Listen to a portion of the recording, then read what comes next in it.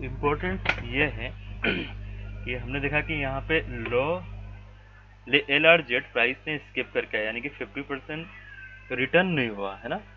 उसके बाद ये देखें कि बीच में एक लाइन दिख रहा होगा लाइट, तो ये लाइन कौन सा है? प्रीवियस डे का लो था, है ना ये, यानी कि मार्केट यहाँ पे क्लोज इन ओपनिंग हुआ और ये प्रीवियस डे लो मैंने ऑलरेडी लिखा भी है PDL। नेक्स्ट डे यानी कि ये 18 का था, 19 फ्राइडे हुआ।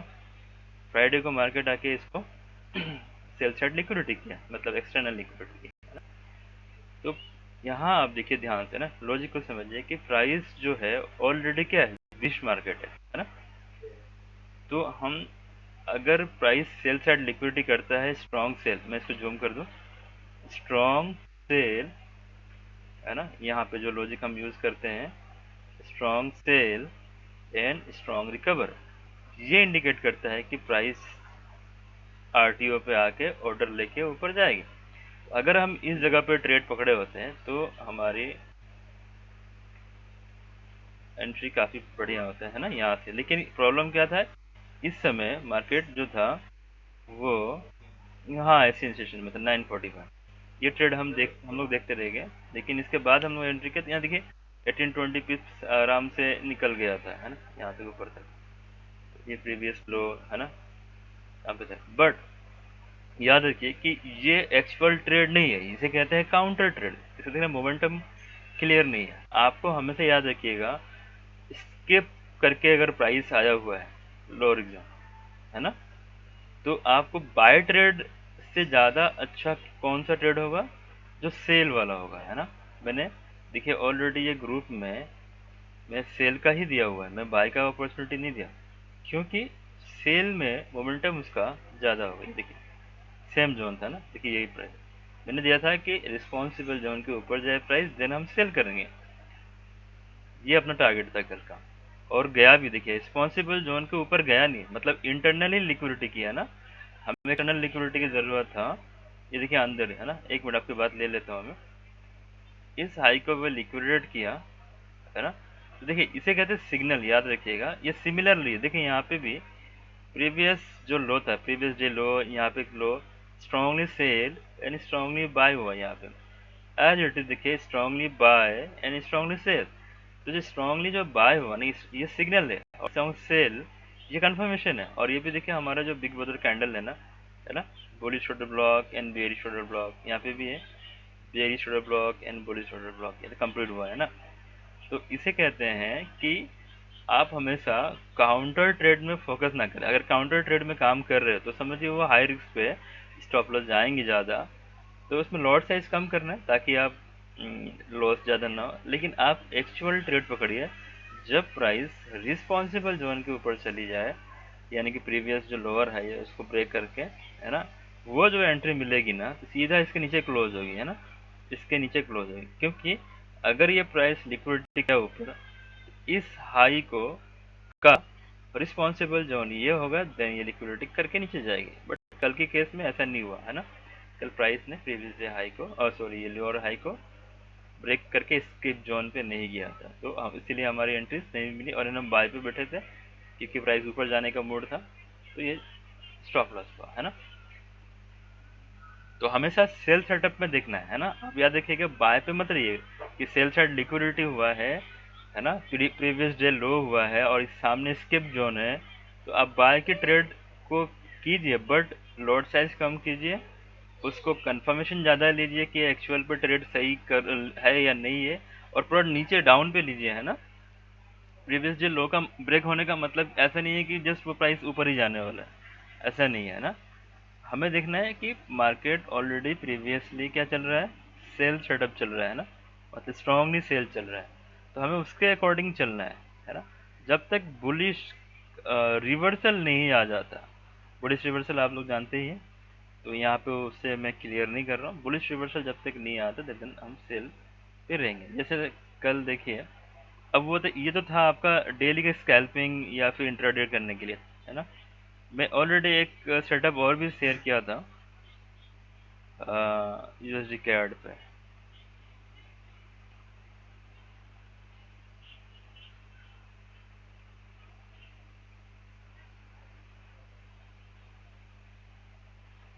यूएसडी कैट पे मैंने कल एक सेटअप शेयर किया था, मैं टाइम हटा दूँ।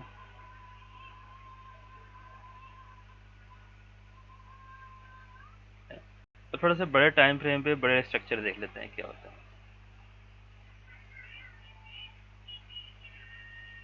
D1 पे जाइए, आप किसी भी टाइम फ्रेम को ले सकते हैं, है ना।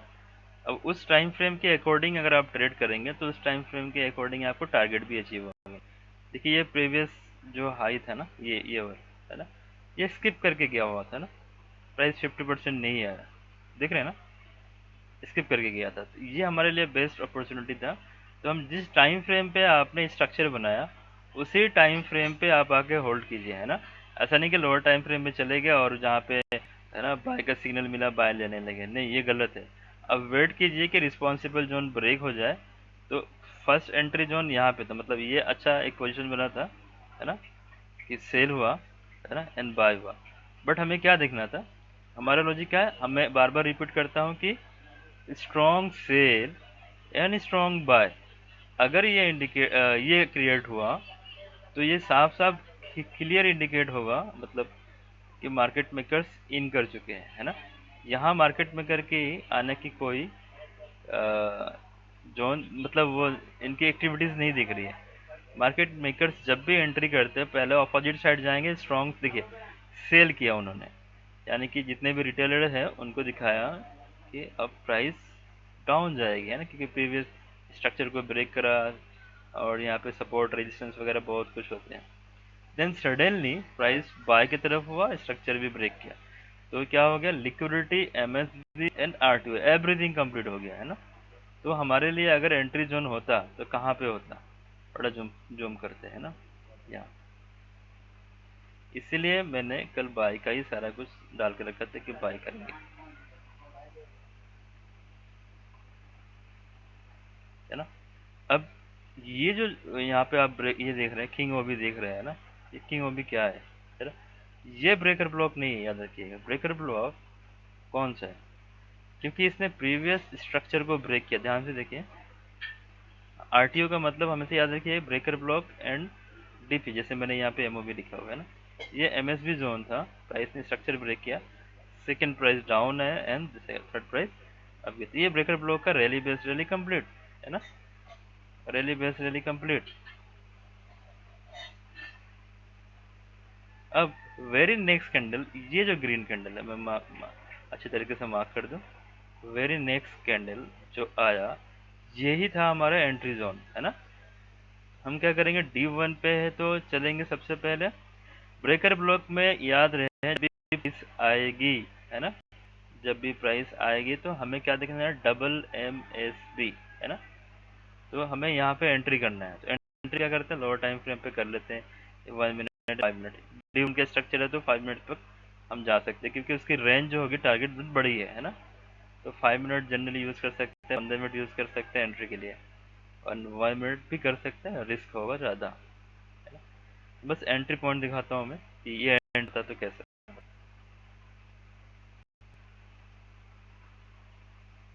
एक मिनट,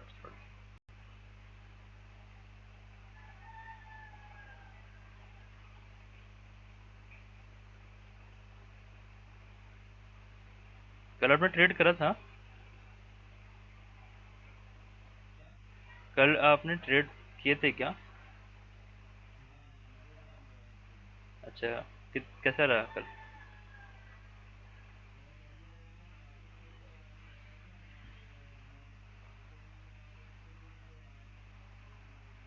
हाँ हाँ, हाँ हाँ,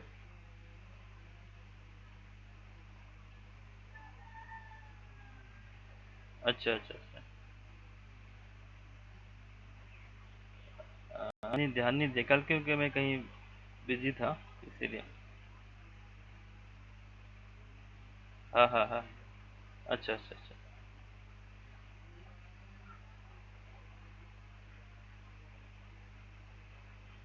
अच्छा अच्छा अच्छा। हाँ हाँ हाँ हाँ, ओ, अच्छा अच्छा। अच्छा अजय, याद रखिएगा कि मैं 1 मिनट में चेक कर रहा था कि प्रॉफिट कहाँ से नहीं। हमेशा याद रखिए कि अगर D1 के स्ट्रक्चर पे आप हो तो 5 मिनट से कम नहीं जाना है एंट्री करने के लिए, है ना, क्योंकि आपके उसमें ऐसा थोड़े बड़े दिखेंगे बट टारगेट भी बहुत बड़े होते हैं ना। तो मैंने कहा था कि जब भी ब्रेकर ब्लॉक पे एंट्री पकड़ना है तो कभी भी हमेशा याद रखिए कि 2 MSB देखना है आपको, है ना, कम से कम, इसके बाद एंट्री करना है ना। एक तो क्लियर हो गया ये वाला कि प्रीवियस वाला कि ये गया, है ना, जो भी हुआ प्राइस गया एंड वापस आया इस जोन पे, है ना। कभी भी इस जोन पे भरोसा नहीं करना है, ये आपको सपोर्ट किया है बट इधर एंट्री नहीं करना है, इसको टारगेट नहीं करना है ना। आने के बाद अब अगर प्राइस यहाँ से आपको पोजीशन दे रही है एंट्री करने के लिए तो करना है, क्योंकि ब्रेकर ब्लॉक क्या होता है थोड़ा सा यहाँ पे मैं क्लियर कर दूँ आपको। जैसे कि प्राइस हम कहते हैं ना strongly sell and strongly buy, और यहाँ से ब्रेकर ब्लॉक बना के ऊपर चले जाते हैं तो हम यहाँ से MSB बनाते हैं, है ना। अब प्राइस वापस जब आती है ना तो ब्रेकर ब्लॉक पे एंट्री मैक्सिमम टाइम हमें मिल जाती है, और ये गया थोड़ा सा ऊपर जाने के बाद अगेन ये DP पे आ जाती है यहाँ एंट्री करने के लिए, है ना। तो ब्रेकर ब्लॉक पे जब भी हम एंट्री करेंगे ना तो यहाँ पे हम कुछ एक्स्ट्रा ध्यान रखेंगे जिससे हमारी एंट्री खराब ना हो, यानी कि SL से हम बच सके। अगर थोड़ा जल्दी ना करें तो, अगर जल्दी करेंगे तो फंसेंगे, है ना।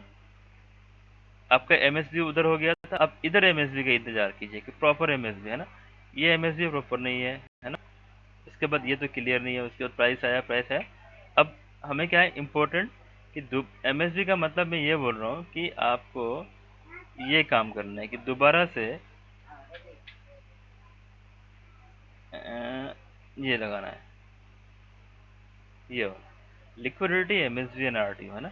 तो प्राइस जब फर्स्ट टाइम यहाँ पे आया तो हमें होल्ड करना है, वेट करना है कि अगेन ये 5 मिनट्स पे या तो इसकी प्राइस नीचे आएगी या फिर आसपास कहीं पे। लिक्विडिटी MSB एंड RTO, है ना। तो यहाँ देखिए लिक्विडिटी करने का जो तरीका देखिए कितना स्ट्रांग है ना, स्ट्रांग सेल, है ना, स्ट्रांग बाय, है ना, वी शेप क्रिएट करा। ये आपका क्लियर इंडिकेट कर रहा है कि प्राइस में मार्केट मेकर्स इन कर चुके हैं, है ना। तो ये एंट्री जोन अपना, ये MOB है ना, MOB, और ये आपका DP जोन है ना। DP zone maximum time break हो जाते हैं ना, अगर ये सस्टेन नहीं किया, यहाँ पे न्यू हायर क्रिएट नहीं किया तो ब्रेक हो जाएंगे। इसीलिए लोअर टाइम फ्रेम पर टारगेट रखिए कि DP मार्क करने के लिए, है ना। और ये टारगेट जोन रहेगा आपका एंट्री जोन। आपकी SL ऑब्वियसली 7 पे थोड़ा ज़्यादा हो जा रहा है क्योंकि अपनी SL थ्रू 3 4 पे होता है, बट M5 के स्ट्रक्चर पे चलेगा, है ना, इतना। और इसके अकॉर्डिंग आपका जो टारगेट है ना, क्योंकि अभी आपको टारगेट कहाँ करना है, रिस्पॉन्सिबल जोन पे जहाँ से प्राइस आया हुआ है वो आपका रिस्पॉन्सिबल जोन है ना, टारगेट करने के लिए। तो आपको सबसे पहला काम क्या करना है कि एक पोजीशन क्लोज करनी है 1:3 या 4, है ना, एटलीस्ट 3 तक, है ना, कहाँ गया 3, ताकि आपका SL सिक्योर हो जाए। ये काम करना है आपको। दूसरा क्या नहीं करना है, जब भी एंट्री 1 यानी कि एक पोजीशन क्लोज कर दें तो गलती से भी जो आपका एंट्री है उसे SL तक मत लाइए, है ना। ये मोस्ट ऑफ द टाइम ऐसे होता है कि जो स्मार्ट मनी ट्रेडर्स है उनकी पोजीशन अगर प्लस में आने लगे ना, तो जैसे प्लस में कुछ आ गया तो वो क्या करेंगे, एंट्रीज को SL पे लेके आ जाते, सॉरी SL को एंट्रीज पे लेके आ जाते हैं, और फिर से प्राइस आके रीटेस्ट करने के लिए आ जाते हैं। रीटेस्ट करने आएगा मतलब आपका ब्रेक इवन करके जाएगा, है ना। तो मैंने डबल MSB के जो बात करी थी ना, जितने भी रिटेल मतलब MSB सॉरी क्या कहते हैं SMC करने वाले हैं उनकी पोजीशन नहीं बनेगी, या तो एंट्री यहाँ लगाएंगे या तो एंट्रीज यहाँ लगाएंगे, और जैसे पोजीशन जाएगी वो SL को मूव करेंगे एंट्री पॉइंट पर, तो ब्रेक इवन करेंगे, उनकी सारी एंट्रीज जाने वाली है ना। आपको ये याद रखना है कि जब भी आप किसी breaker block higher time frame को यूज़ कर रहे हैं और प्राइस ब्रेकर ब्लॉक में है तो डबल MSB, यानी कि जब प्राइस आके निकल के MSB कर दिया देन वापस एंट्री के लिए जब आया ना, तो यहाँ अगेन आप लिक्विडिटी चेक कीजिए अगेन, है ना, चाहे वो सेम टाइम फ्रेम पे भी, है ना।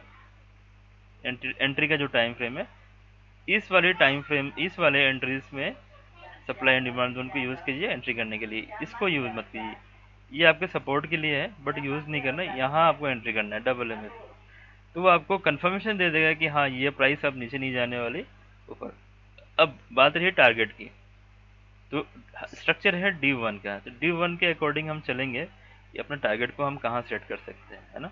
ये ऑलरेडी प्रीवियस जो हम लोग क्लासेस कर रहे थे वहाँ पे भी मैंने दिखाया था कि हम टारगेट कहाँ कर सकते हैं, और कल किया भी किसी ने, है ना। मैं अपना टारगेट करके पहले निकल चुका था, लेकिन जिसने होल्ड किया कल उसकी टारगेट कंप्लीट हुआ, है ना। अभी टारगेट कहाँ तक जाएगी हमें D1 पे देखना है ना। क्योंकि बात है रिस्पॉन्सिबल जोन पे प्राइस को जाने के लिए, तो प्राइस रिस्पॉन्सिबल जोन पे गई या नहीं गई ये देखना है। रिस्पॉन्सिबल जोन किसे कहते हैं? इस प्राइस को लिक्विडिटी करने के लिए, है ना, इस जोन को यानी कि लिक्विडिटी करने के लिए प्राइस कहाँ से आया था, है ना, नियरेस्ट, है ना। इस हाई की बात नहीं कर रहा हूँ, नियरेस्ट, है ना। तो ये अपना रिस्पॉन्सिबल जोन है ना, इसे कहेंगे रिस्पॉन्सिबल जोन। इसके हाई पे या फिर सप्लाई जोन पे, दोनों है किसी एक जगह पे, है ना। तो मैं हाई से पहले निकलने के लिए एडवाइस करूँगा, और ये ऑलमोस्ट 80-90 पिप्स का आसपास का टारगेट है, जो कि एक सिंगल ट्रेड पे आपको, है ना, फंडेड अकाउंट पास करा सकते हैं। तो हमें बहुत सारे ट्रेड करने हैं, ये याद रखिए। आप मेच्योर्ड भी हो गए, समझदार हो गए, पहले से आपने काफ़ी टाइम दिया मार्केट को। अब जो ट्रेडिंग करना है समझदारी से, डेली 2 4 5 ट्रेड पकड़ने की, है ना, वो नहीं करना है। आप जैसे कि डे हम 15 मिनट्स पे जाके हम स्कैल्पिंग कर रहे हैं, पिंग पोंग कर रहे हैं, है ना, M15 पे 15 मिनट पे डेली हम क्या कर रहे हैं, पिंग पोंग, है ना, मैंने स्कैल्पिंग। वो करिए आप, है ना, 1 या 2 ट्रेड लगाइए स्मॉल लॉट वगैरह करके।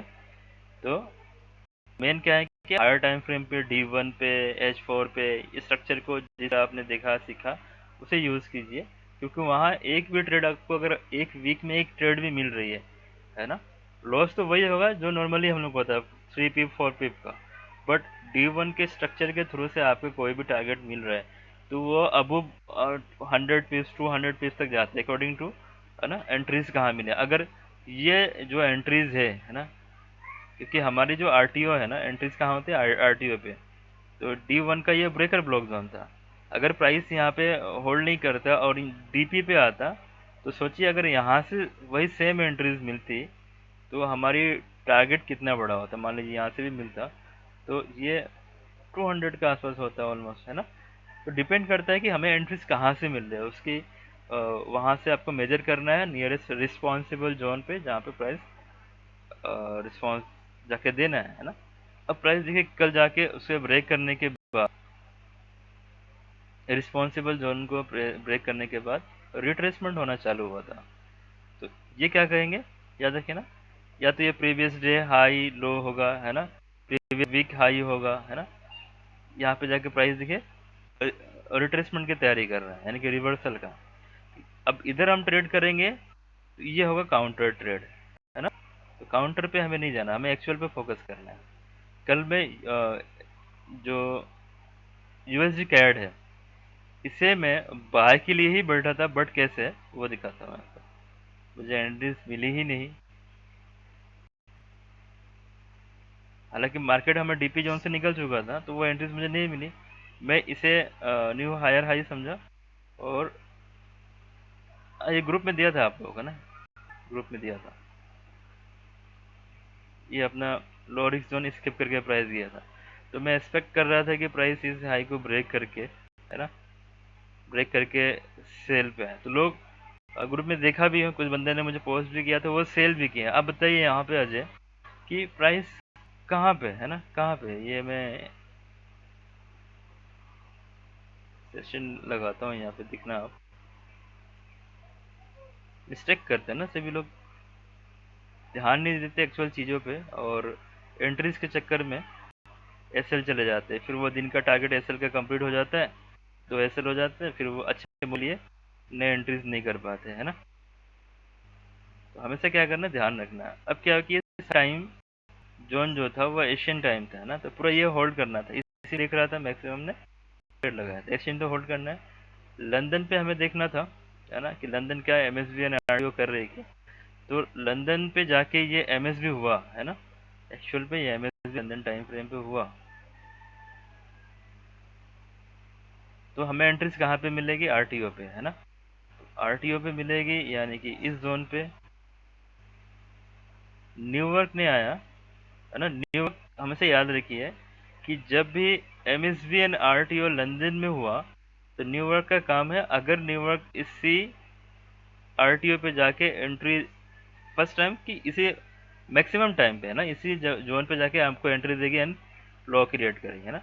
और सेकेंडरी, अगर लंदन के हाई को न्यूयॉर्क ने ब्रेक कर दिया, है ना, लंदन के हाई को न्यूयॉर्क ने ब्रेक कर दिया यहाँ, यानी कि जिन लोगों ने लंदन के हाई को टारगेट किया था उनके स्टॉप लॉस हुआ होगा, है ना? और ये देखिए ब्रेक हो गया, अब ये हाई चांसेस था प्राइस मूव होता, ये हाई चांसेस है। अगर हमेशा याद रखिए, प्रीवियस लंदन का हाई यानी कि आरटीओ एमएसबी को ब्रेक करके न्यूयॉर्क ने अगेन लिक्विडिटी करके उसके एमएसबी किया ना, यहाँ देखिए मार्केट स्ट्रक्चर ब्रेक हुआ एंड प्राइस गया एंड ऑर्डर लेके नीचे आ रहा है ना? तो ये कंफर्मेशन हाई है ना?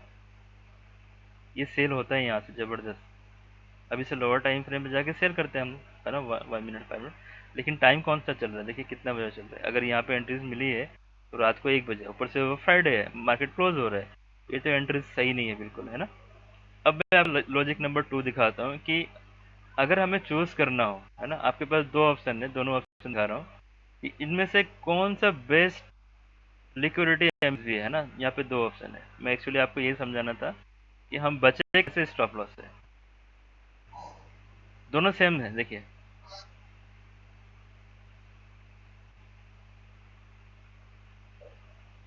लंदन वाला न्यूयॉर्क वाला हटाता हूँ, इसे अच्छा से समझिए मैं क्या बताना चाह रहा हूँ।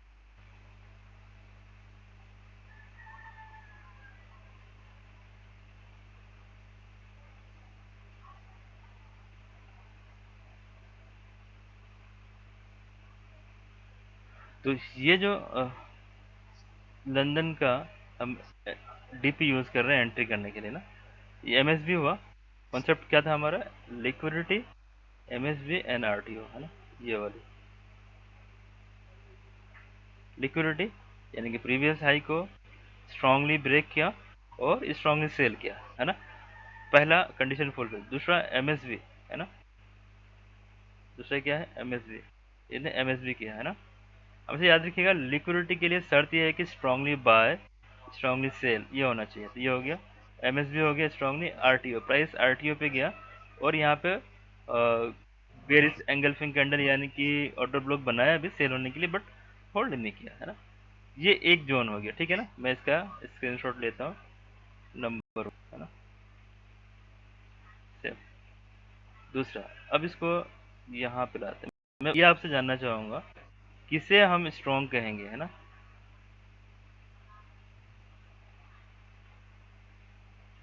ये भी अपना कॉन्सेप्ट के अकॉर्डिंग स्ट्रॉन्ग है, दोनों सेम कंडीशन में, लेकिन हम किसे स्ट्रॉन्ग कहेंगे ये देखना ज़रूरी है। अब देखिए, लिक्विडिटी हुआ ना, ये देखिए प्रीवियस हाई को strongly buy and strongly sell, मतलब लिक्विडिटी कंप्लीट। और एमएसबी भी हुआ, स्ट्रांगली सेल हुआ। देन एमएसबी, है ना, RTO, price return to order block, है ना, मतलब ओरिजिन, है ना, प्राइस आया। अब प्रीवियस वाले में इस वाले में डिफरेंट क्या है? अगर आपके पास दोनों सिचुएशन में दूं, तो किसे आप स्ट्रॉन्ग जोन कहेंगे, यानी कि इस वाले जोन को या फिर इस वाले जोन, किसे आप स्ट्रॉन्ग कहेंगे?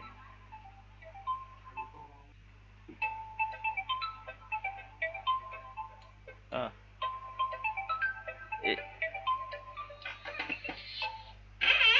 हाँ, नहीं, आप हमेशा याद रखिएगा कि स्ट्रॉन्ग मतलब कैसा होगा। आपका जो जोन है यानी कि एंट्री करने जा रहे हैं, ये स्ट्रॉन्ग कैसे माना जाएगा, है ना? एमएसबी होने के बाद अगर प्राइस की जो मूवमेंट है ना, ये देखिए बाय के साइड में कितना स्ट्रॉन्ग है ना? ठीक है ना? और इधर देखिए क्या हो रहा है? एकोमुलेशन हो रहा है, छोटे छोटे कैंडल्स बन रहे हैं, क्लियर मोमेंटम नहीं है ना? इट मीन आपका ये जोन स्ट्रॉन्ग है ना? यहाँ पे क्या है कि बायर्स एक्टिवेट है ना, बहुत ज्यादा, अभी तक क्लियर नहीं हुआ है, यानी कि सेलर्स अभी क्लियर नहीं आने के लिए, है ना? यहाँ पे बायर्स एक्टिवेट है। तो हमें इस जोन पे कभी भी पोजीशन अच्छी नहीं मिलेगी और ना ही हमें प्रॉफिट अच्छा मिलेगा, है ना। हमें देखना है कि जब एमएसबी हो गया तो यहाँ देखिए कितने सारे प्राइस अप्रोचिंग है। पी आपने सीखा हुआ था ना कि ये एफ टी आर है ना, याद है ना, एफ टी आर, ये एक्यूमुलेशन, ये तो आपको पता ही है। तो मेरे भाई कॉल इतना कर रहे हैं, ये एक्यूमुलेशन है ना। इन सारी चीज़ों से अपना जो डीपी है, डिसीजन पॉइंट या फिर आप पीओवाई कर लीजिए, ये स्ट्रांग होता है ना। जब भी लिक्विडिटी एमएसबी एंड आरटी हो, तो जब प्राइस रिटर्न जा रहा हो ना एंट्री करने के लिए, तो आप ट्राई कीजिए इसको काउंट करने के लिए कि क्या एक्यूमुलेशन या FTR equal highs and equal lows, यानी कि लिक्विडिटी जोन क्रिएट किया है या नहीं किया। अगर किया है देन एंट्री। ये 15 मिनट का था तो हम 1 मिनट पे एंट्री करते जाके यहाँ पे सीधा, अगर रात को इतना टाइम नहीं होता तो, है ना, कि रात काफ़ी टाइम होता है। अब एंट्रीज करने के लिए भी वही सेम फॉर्मूला यूज़ करेंगे, है ना। कौन सा वाला?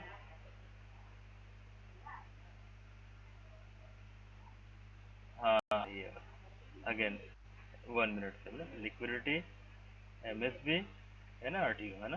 तो इसने देखिए लिक्विडिटी किया यहाँ पे, है ना, बाय साइड लिक्विडिटी किया, एमएसबी स्ट्रांग किया, है ना। एमएसबी अगर स्ट्रांग नहीं है तो हमें छोड़ना पड़ेगा ट्रेड को, है ना। स्ट्रांग यानी कि क्लियर माइंडसेट होना पड़ेगा सेलर्स का कि हाँ सेल होने वाला है। देन अब देखिए यहाँ पे ये एफटीआर हो गया, है ना, एफटीआर है पूरा यहाँ तक।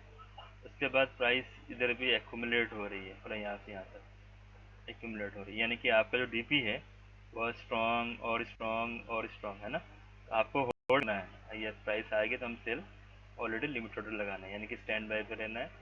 उसका प्राइस आया, और हमेशा याद रखिए कि जब भी एंट्रीज कीजिए, है ना, तो अगर प्राइस दो एक पिप का है तो एक या दो पिप में कभी बिलीव मत कीजिए, वो प्राइस ब्रेक होगा। हमेशा 2 पिप प्लस होना चाहिए, है ना, 2.5, है ना, 2.3, 2.8 ऐसे करके लगाइए। कि स्प्रेड भी होते हैं और कुछ प्राइस स्लिपेज भी होते हैं जिसकी वजह से ऐसे चले जाएंगे, है ना। ये आपके एंट्री एंड टारगेट कहाँ पे जाएंगे? पहला टारगेट 1 से 3 पे निकल जाइए, यानी कि एटलीस्ट 8, 9, 10 पे जो भी है 1 से 3।